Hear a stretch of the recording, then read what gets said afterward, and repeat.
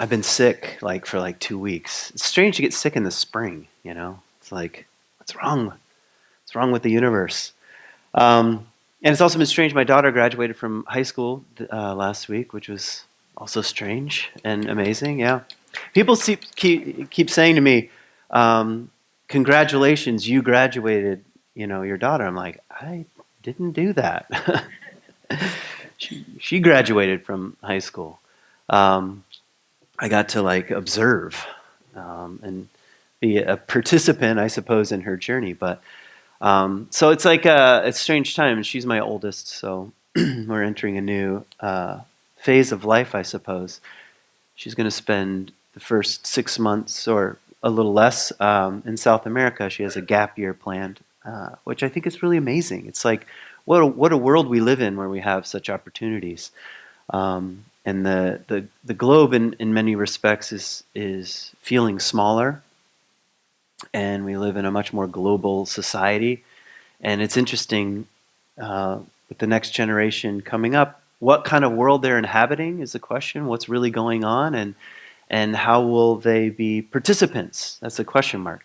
Which leads me to my question for today, which has to do with memory. I want to talk about Memorial Day, or I want to talk about memory more generally.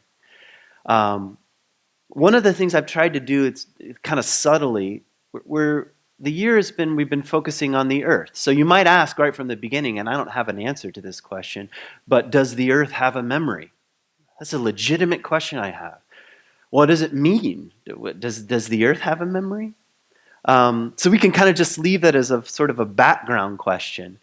But one of the things I've been trying to do as we've been going around the year here is also honor the kind of cultural / seasonal things that come up, like Thanksgiving, like around Christmas time, and the darkness of the season, and Easter we talked a bit about, and Earth Day and Mother's Day, and here we are on Memorial Day, and I thought, well, let's just look at that. Why not? And I guess I want to give you some of my opening questions. And I have to be honest that I wish I knew the answers to them, but I don't. I'm asking them in a very straightforward way. Although this isn't much of a conversation, talkback is a conversation, I'm hoping to start a conversation around a word like memory. And David's talk today, his meditation, was right on with the questions that are hovering around. What does memory serve? What does it serve personally? What does it serve culturally? Why look back at all? After all, if you're into spiritual-ish things, like I suppose I think I am, there's a lot of talk about mindfulness and presence and the now, correct? Just be present to the now. Well, I understand the gift of that, and I'm often talking a bit about it, but it creates a little bit of tension with, well, what's the point of the past? Why look back at all? Can't we just stay present? And what is it about Memorial Day that comes around once a year? We're reminded, oh yeah, okay, we're not alone. We didn't, those who came before us helped create the culture that we inhabit for good and for ill, I suppose. And we're supposed to turn our attention in some way to memory itself. So I want to say, I want to ask, what does memory serve as one of my questions? Is looking back just kind of a nostalgic thing? Like the good old days. Nothing is more boring, really, than, hearing again and again, the good old days. Like, what days are you talking about? It's like make America great again. Yeah, when? What time period? I mean, the 80s were kind of cool. Is that what we're talking about? Or 1994 was a freaking great year. Think about grunge music, and I don't think anyone's saying make America great again. Let's go back to Seattle and listen to Nirvana. What are we talking about? What time period? According to who? And is it just like a nostalgic fantasy? Or does memory serve something deeper? That's kind of my question. And after all, I think it's worth asking, what's worth remembering in the first place? Because time is like a winnowing fan, isn't it? Aren't you sometimes surprised at the things you don't remember? Like, oh my God. One time I dated this girl in high school, and in college, I swear, I woke up one day and I couldn't remember her name. I'm like, oh my God, I've been freed from this, from the bondage of this old relationship. That's really what I thought, honestly. Except like a few weeks later, I was like, I remembered her name. Dang it. Where did that go? Memory is tricky, you know? And what's worth remembering and what's not. It's like a winnowing fan. And also culturally, big things. Whole religions that lasted for hundreds, sometimes thousands of years are gone. Or they got assimilated and, changed names a little bit. But what happened? What's worth holding on to? What's not worth holding on to? What can serve us as a healthy way of moving forward in the world, and what doesn't? That at least involves the world of memory, at least as I am thinking a bit about it. So, two claims I want to make. So I'm going to give you my claims from the beginning, and we can see how true they are or if they work. So here's claim number one. We remember in order to tell the truth as best we can. I want to say something like that. We remember to tell the truth. Now, some people don't tell the truth. They're probably not remembering things very well, either accidentally or on purpose, correct? But some function of memory is to tell the truth as best we can. And I know that we don't, you've taken a social science class, or you've probably done experiments in Psychology 101 where an event takes place and all these people have different perspectives on the same event, correct? Let's leave that aside and at least say it's an attempt to tell the truth as best we can, we remember. Like David's talk. Hey, I remember, what were the names? Dan, I remember, what were some other ones? Larry. Yeah, see? You remember. And my sense was he was trying to tell the truth as best he could. Why? Because we need the truth, I might say. One part of us wants to live by what's real, correct? Don't you want to live by the truth as best you can? Even if you're not 100% that you know what that is, I think something about us is drawn to that. We don't want to live under illusions. I want to live my life having a series of false ideas, false memories, I want to try to. So one part of us wants to tell the truth. And the other part, here's claim number two, is we remember in order to create. It's the second part of my claim. I don't think it's just about the good old days. When I was a kid, we used to walk for 25 miles in the snow to school, If that really is the case, that's really amazing, But I think it's also to create. And I'll tell you why. And part of that is actually in the David White poem. What to remember upon waking. To be human is to become visible. To be human is, I should just read it. To be human is to become visible while carrying what is hidden as a gift to others. So we're coming back from, he's sort of speaking about the dream world, but I think it's also speaking about something else. I don't want to get too far ahead of myself because I'll come back to David White. But the end of the poem ends with the blank white page. So what is the relationship between remembering what to remember upon waking and creating something new in the world? Right? The blank page in front of you. So there's some kind of tension or relationship between memory and the past and what wants to be born. The new, the creative, and the innovative, I'd like to suggest. So let's kind of take these one at a time. First, let's talk about the truth. And we live in kind of troubling times when it comes to the truth. Yeah, you're laughing, yeah. And there are a couple streams to that. We have a political environment that is filled with false things. And actually, Trump is not wrong about fake news, too. I hate to say it, but there are lots of things in the news that only tells part of the truth. Wouldn't you agree? Or sometimes none of the truth. Depends on what you mean by fake. So we have a hard time relating to the truth. Plus, we live in kind of a postmodern world, which has trouble with words in general and meaning and our capacity to understand anything true. So we live in kind of troubling times when it comes to a word like the truth. And I got thinking about this because I was listening to a podcast by Michael Meade. Michael Meade is a storyteller, mythologist. He's got a podcast called Living Myth. And what is he doing in the world? He's trying to tell the old stories. That's what he's doing. He's trying to tell the old stories. Why? Because he believes that the truth that's embedded in these old stories is needed now in the world. That's part of maybe his role. But anyway, I was listening to one of his talks a few months ago, and he was talking about a particular river in the underworld. And the river was in the reading today. And the river is the river of Lethe. How many have heard that word before? Okay, well, you did just a few minutes ago, remember? Okay, so Lethe is a river in the underworld. And according to Plato, in order to get to the underworld, you have to drink from the river of Lethe. And the shades in the underworld, these are the ghost-like, half-human, half-not-human beings in the underworld, constantly drink from the river of Lethe.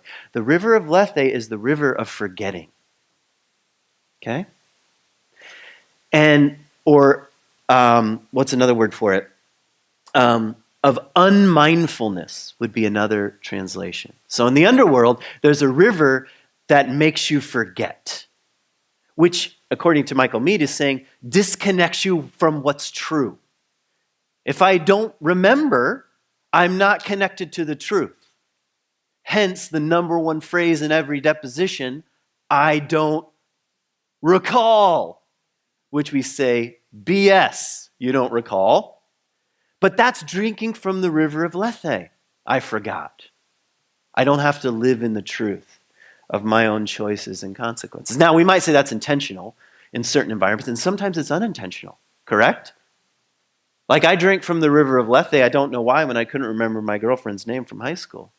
And I enjoyed the taste of it, Keep drinking until one day it wore off, kind of like drinking to forget your problems. It works until it doesn't. You're like, in the morning, you remember your problems, correct? Anyway, so that's a bit about this Lethe business in the underworld. And I found this from Heidegger. Heidegger says that he says Lethe, he's talking about Lethe in general, he calls the concealment of being, or hiding being, or something like that. He says, forgetting of being, which let me do some translation, forgetting who we are is the major problem of modern philosophy. He says modern philosophy is dedicated to remembering being. And you can put a question mark by that. What is the nature of being? What does it mean to be anything at all? What's the nature of being? Personally, culturally, what's the nature of being of the earth? And to forget, he says, is Lethe. So in some ways, he's saying modern philosophy at its best is trying to call us back to some kind of memory. And I want to ask you some questions. Let me make first a statement. To tell the truth, at least in some capacity, is to remember. To tell the truth is to remember. And here are some questions I have for you. What's worth remembering? What do you remember? And I mean that really in a straightforward sense. Personally, what do you remember? What's worth remembering? And if you go the next step, what's worth talking about when it comes to what you remember? To hide, which David White's poem is trying to pull us out of hiding, to hide is to forget. I'm not bringing that forth. My story is not worth telling, something like that. Actually, the courage is to bring those hidden things into the world of speech and story, to bring those memories forth. Am I making sense?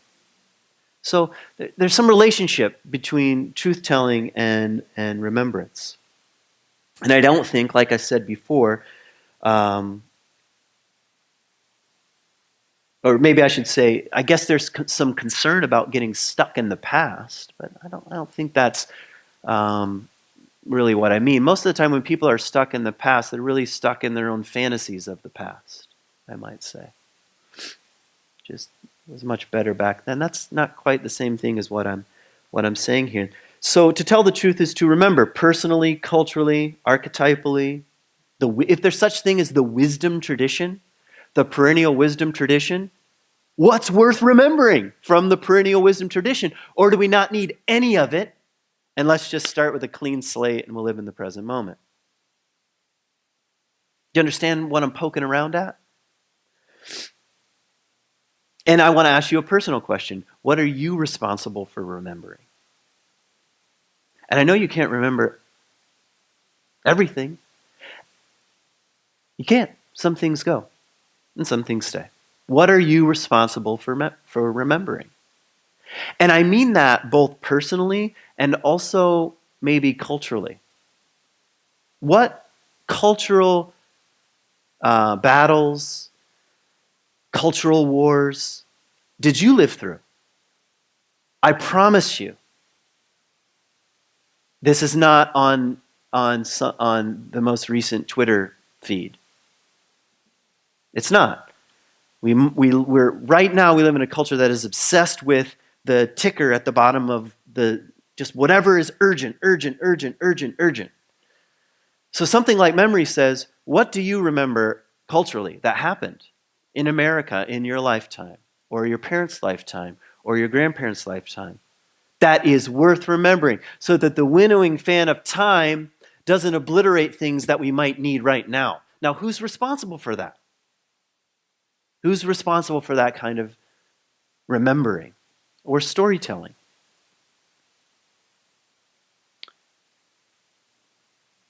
All right, so there are 5-ish rivers in the underworld. I won't get to all of them. Here's another body of water from the underworld. And it's both a goddess and a body of water. And this is Mnemosyne, where we get mnemonics, the word. And she is the mother of the 9 muses. And her name means memory, which is interesting. So what are the Greeks trying to say metaphorically? They're trying to say, if you want to bring forth something creative, if you want a visitation from the muse, it's connected to the deep memory of the underworld. Which, by the way, sounds strange because if you're in creative circles, like if I were to host a creative conference, there are all kinds of them that you can come. Most of them, innovation, creativity, the flow. Very few of them, my guess is 0, will talk about memory.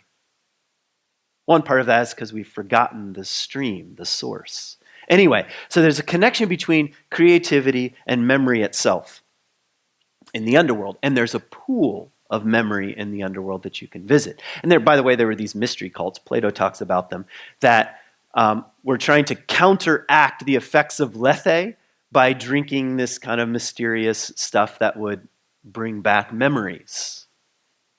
They're a mystery cult because we don't really know much about them. So anyway, I have no idea why I told you that. It just popped into my head.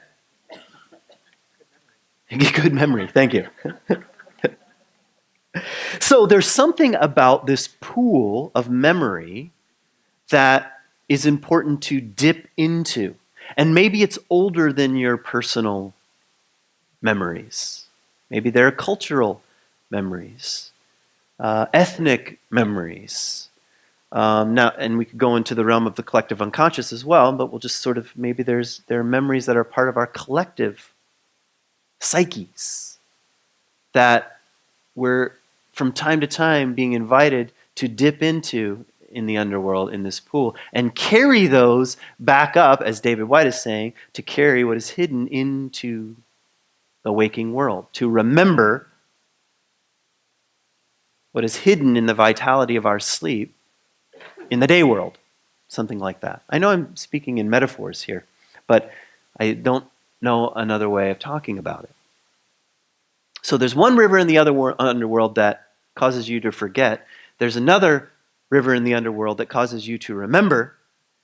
And that memory is connected with truth itself that feeds the creative life. In other words, how are we going to live forward? There's a relationship, there seems to be, between knowing what's gone before and healthy, innovative creativity and ways forward. That's called the muse. That whispers in your ear, an imagination for the future. Would you agree right now we need a better imagination for the future?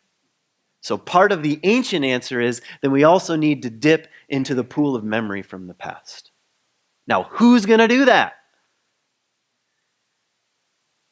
Who will stand up and do that? This is not like, come forward, people. But I'm asking, if nobody does it, nobody does it. But in part, I'm asking, what responsibility do we have as individuals or collectively? Even C3 has a kind of story. And there's a winnowing fan. Some parts of it don't matter anymore. Some parts of it do. What's worth remembering? How did we get to the place that we are right now so we can imagine a future, whatever that future might be? Let me read you a couple lines from the David White poem.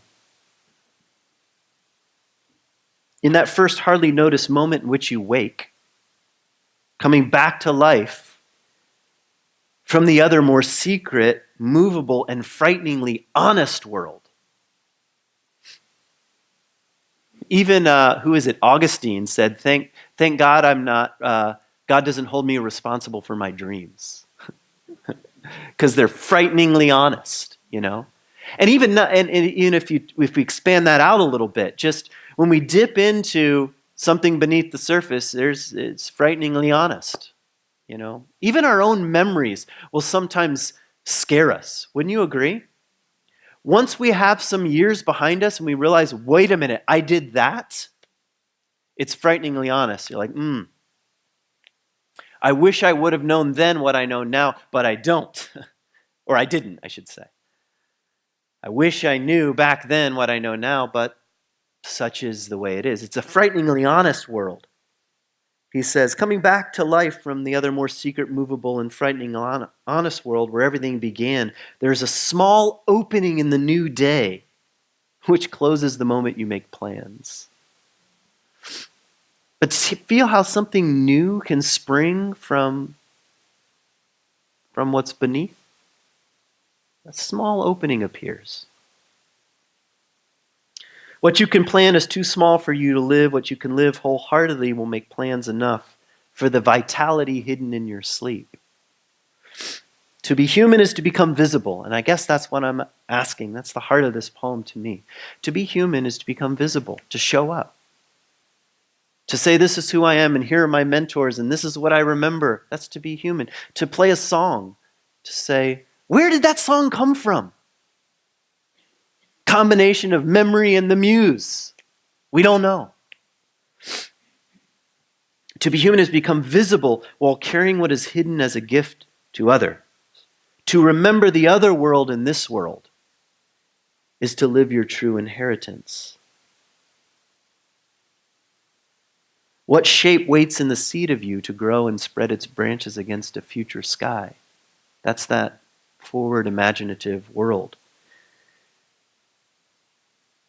Is it waiting in the fertile sea and the trees beyond the house and the life you can imagine for yourself? In the open and lovely white page on the writing desk. So it's like a pull to what's beneath and a living to what's forward. So let me back out of the metaphors for a second. What am I saying? I'm saying we've got things we need to remember as a culture. And you have things that you need to remember as an individual. And to bring them out of hiding. Say, this is what it's like to be me. Or this is what it was like for my family. Or this is what it was like to go to school in whatever year you went to school. You know, or this is what, here were the battles that we were fighting when I was in my 20s. Why would that matter now? By the way, are things popping up in politics that you thought were over? I'd say.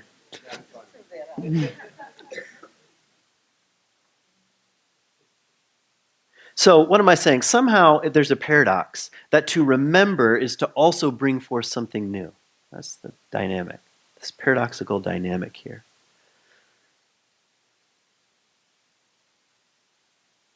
So here are some personal questions. I'm just going to read them to you. What do you remember? What do you remember? What do you remember?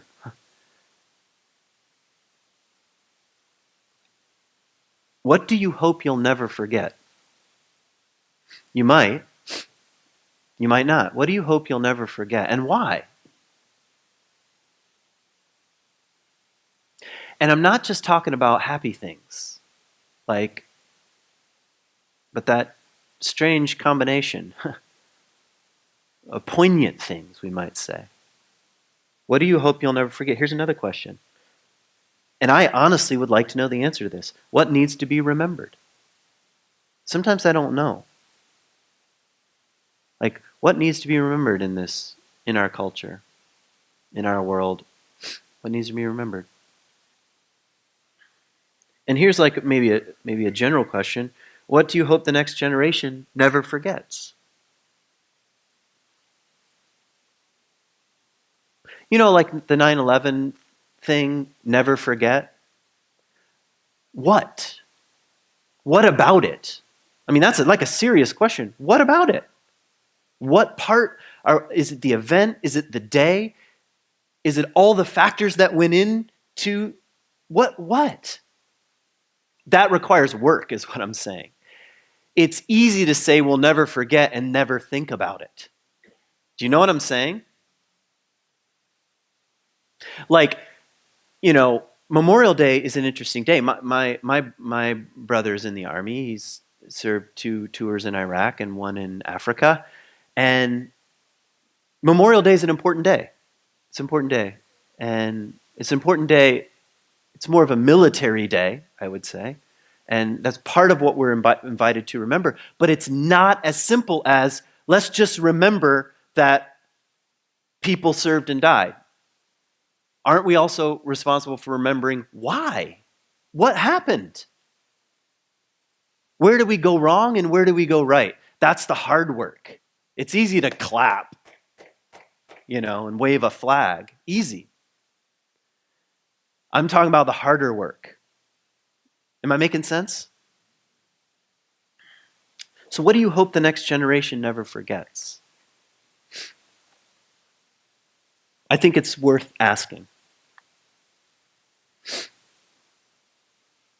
I was thinking about this to try to make it personal. So I wrote the same question down, like what do I think is worth remembering? And for some reason, first thing that popped into my head were different stories from the Bible, which I wish would not have popped into my head. But that's what did. I honestly, I thought, what?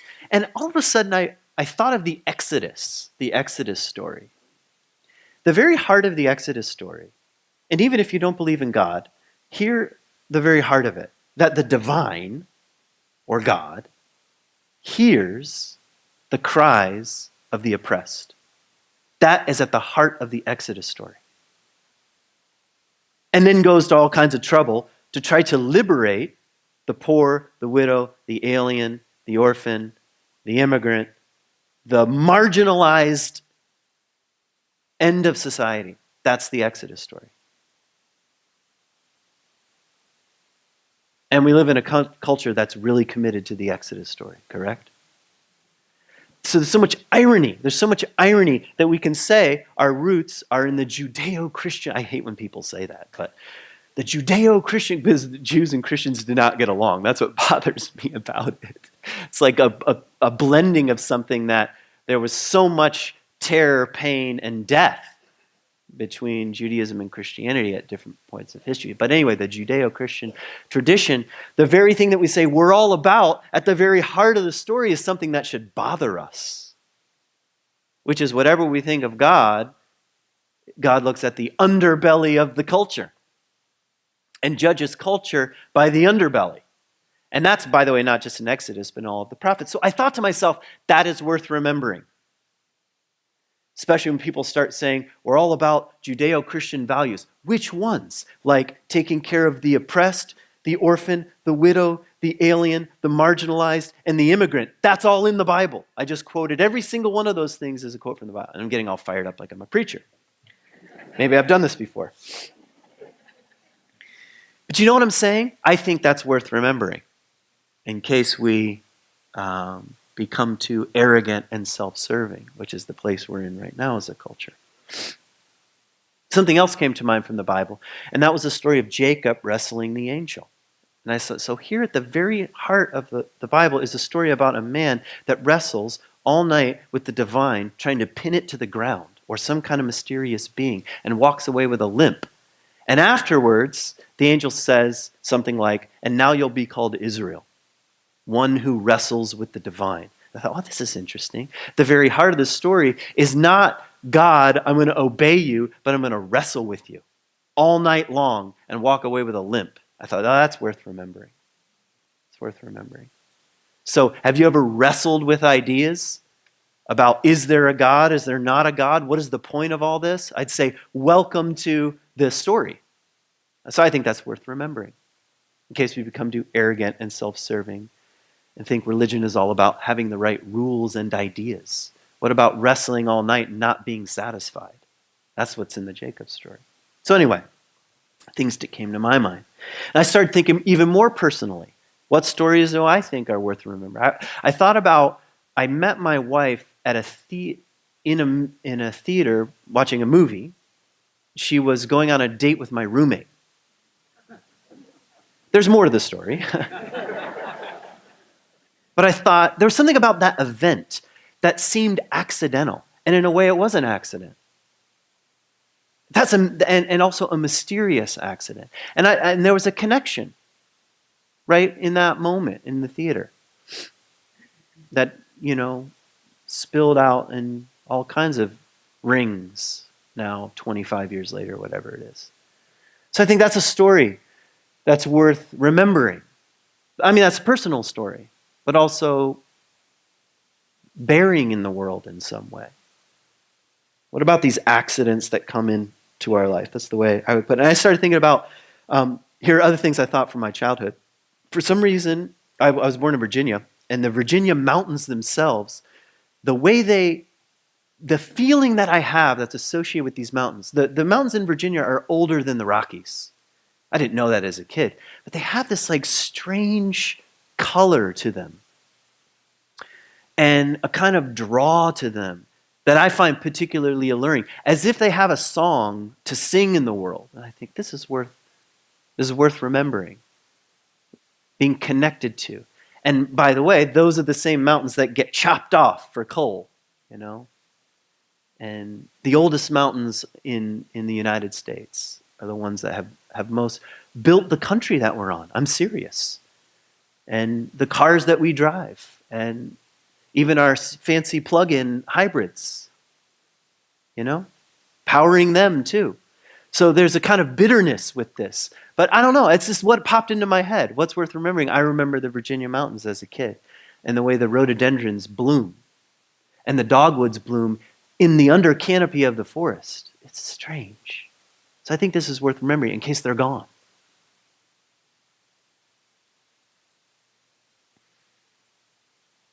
And I thought about my own fundamentalism, raised in a fundamentalist culture.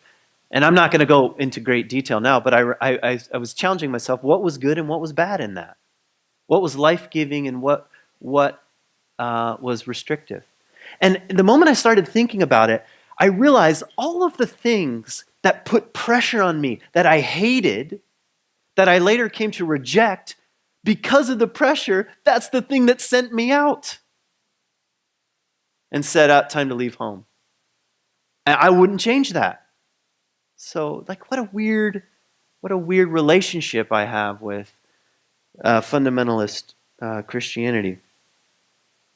Here's one more thing I'll share that's on the personal side, which is this. All of my, what I would call mystical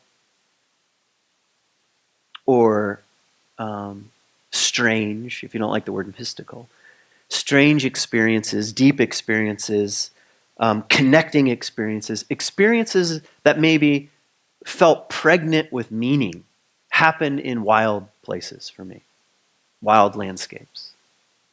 That's part of my own experience. So I have like this relationship with wild places or with nature. That's part of my own deep memory that's connected to the most meaningful events in my life.